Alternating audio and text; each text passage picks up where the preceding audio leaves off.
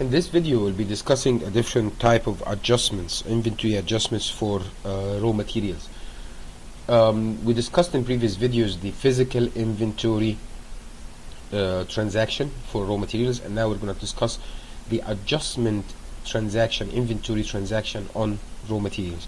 This is a transaction that you would use in case if you found any kind of damages at the warehouse, for example, in case if you lost any merchandise for any reason or anything of that sort. So you're simply gonna either lift the number up or lower the count for a specific item versus overwriting the count or the current count using the physical inventory transaction. So now I'm double clicking on transactions, materials, then inventory, and now we are going to use this transaction, which is the inventory adjustment transaction. Also, like other adjustment transactions or the other videos that we've discussed earlier, you have the posting date, which controls the general ledger and controls the inventory update transaction. If you wish to accept today's date as is, that's fine. If not, you can always open the list and choose any other date. So I'm bypassing the date by pressing enter.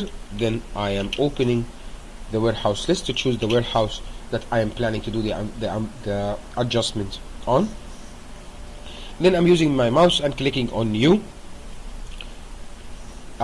System asks me for the fabric and the color that you would like to adjust. Same thing. If you remember it, you can always type the fabric and the color. If not, you can always open the list, choose the item that you would like to adjust, then enter the date for it in case if it is different than the main batch date. Reference also for here is like, say we lost, for example, one roll, reason damages at storage location, for example, and this is shortages. Now if you remember, on the physical inventory adjustment you only had two numbers, existing and new. Now here on the adjustment side, this is the existing, this is how much you would adjust your inventory with, and this is the final existing number. So if, let's say if we lost one roll, for example, with 100 yards, so I'm just typing negative 100, and therefore my end count will be 1400 yards at that warehouse. Of course, if you're raising the number for any kind of reason, like miscount on the last count, for example, and now you have more inventory, you can always like put plus 100. Then I am clicking OK. System gives me the following style and fabric and color on the list. If you wish to choose to use it, you can do the same. If not, you can always change it.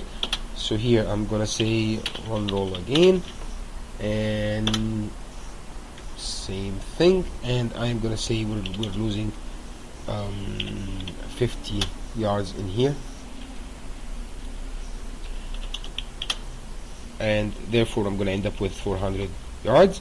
I'm gonna click OK, and you can repeat this as many times as you like for as many colors as you like of the same fabric or more than one fabric. Like with the same rules with the other adjustment screens that we discussed in previous videos, you can always highlight the item, click on modify to change any of the details, and don't forget, of course, to OK it after you're done.